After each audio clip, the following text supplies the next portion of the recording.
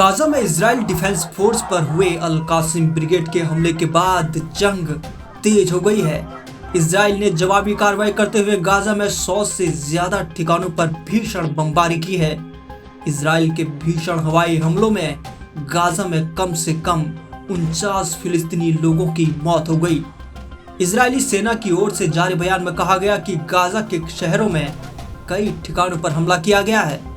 Israel की ओर से Gaza पर यह हमला ऐसे समय में हुआ है जब इजराइल के प्रधानमंत्री बेंजामिन नेतन्याहू अमेरिकी राष्ट्रपति डोनाल्ड ट्रंप के साथ युद्ध विराम और बंधकों की रिहाई के मामले में बात कर रहे थे। अब नेतन्याहू अचानक बातचीत के बाद इजराइल वापस आ गए हैं और उन्होंने युद्ध विराम को लेकर कोई औपचारिक ऐलान नहीं किया है। इस दौरान इजरायली सेना ने बताया कि गाजा के दक्षिणी इलाके खान यूनिस में की गई एयर स्ट्राइक में ताहा अबू अयादेह मारा गया है, जो हमास की नुकबा यूनिट में एक प्लाटून कमांडर था।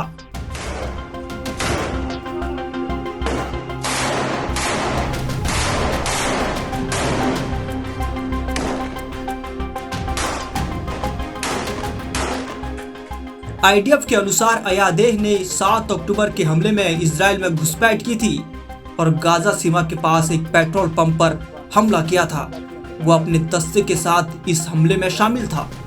वहीं इजराइल ने लेबनान में भी हिजबुल्लाह के ठिकानों पर हमले किए हैं।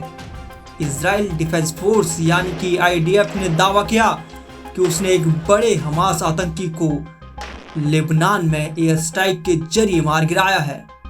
साथ ही गाजा में भी उस हमास कमांडर को ढूंढकर मारा गया है जो 7 अक्टूबर 2023 के हमले में इजरायली नागरिकों की हत्या का जिम्मेदार था।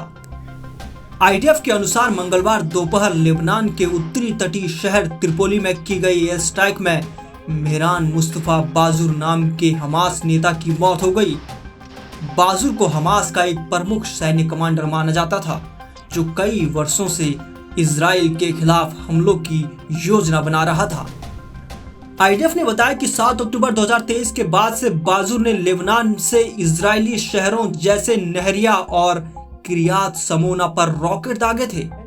वो लेबनान में हमास की सैन्य ताकत बढ़ाने में भी लगा हुआ था और उसने दूसरे आतंकी संगठनों से मिलकर हथियार खरीदने में मदद की थी। इजराइल ने इसे हमास की लेबनान में मौजूदगी पर बड़ा झटका बताया है। लेबनान के स्वास्थ्य मंत्रालय ने बताया कि इस हमले में 3 लोगों की मौत हो गई और 13 लोग घायल हुए हैं। हमला एक वाहन पर हुआ जो एक फिलिस्तीनी शरणार्थी कैंप के पास था। इस कार्रवाई को इजराइल ने अपनी सुरक्षा का हिस्सा बताया है, जबकि गाजा में हो रही मौतों को लेकर अंतर्राष्ट्रीय चिंता भी बनी हुई है। लड़ाई और बातचीत दोनों साथ साथ चल रही हैं, लेकिन समाधान अब भी दूर है।